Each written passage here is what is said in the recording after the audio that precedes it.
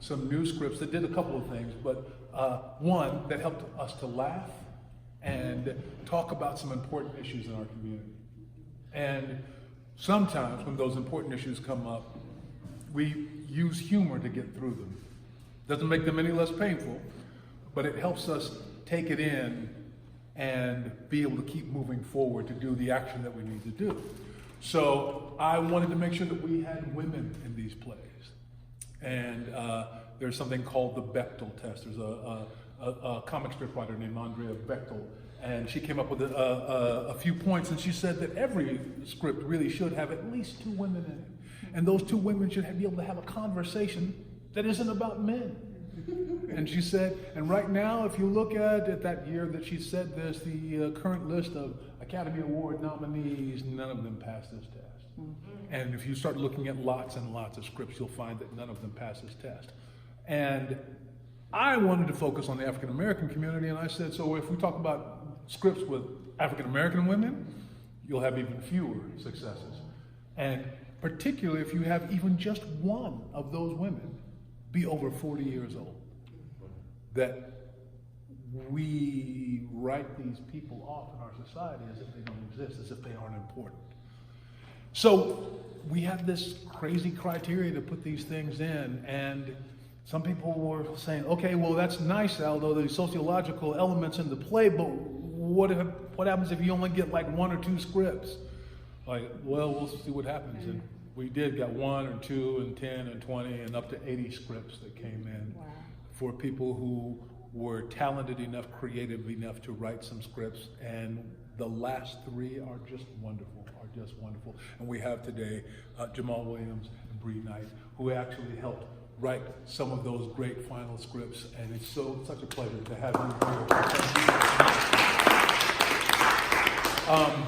And so Bree has written a wonderful piece about Nancy Green. And we're going to have to keep referring to the play as its central figure is Nancy Green, because that's a woman's name, though most of us know her by a character that she played. And talking to Bree, who is an advocate, a passionate advocate for Nancy Green as she reclaims the identity of Nancy Green, who we know as Aunt Jemima. But that character that she rolled into became such a dominant entity in our society that people wanted to identify her completely and solely as that. So it was fascinating to hear this story. And then on our drive in today, one of the actors who's in another play was just telling me that when she was in school, and earlier in the 50s, I believe she said it was, she said a woman came to school to say she was dressed to sing and dance as Aunt Jemima, and came to her 3rd grade class to present Aunt Jemima, and even as a youngster, she thought, this is odd. This is odd. So how important, how impactful that character is on American society. I will tell you that character worked its way into 3 of our 80 scripts. And in one, it's just a reference, but it's a reference in a play by Mr. Jamal Williams, who had a fascinating tale to tell me today, that this was the spot for a playwrights festival 33 years ago, where his was the first play to be read, as it will be tomorrow, 33 years ago.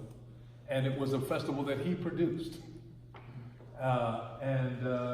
That here we are again, after he was a playwright in residence for the Lorraine Hansberry Theatre, that it is a benefit and a privilege that he actually entered one of his scripts, one of his many scripts, here, and so came in from New York to have his script read as well.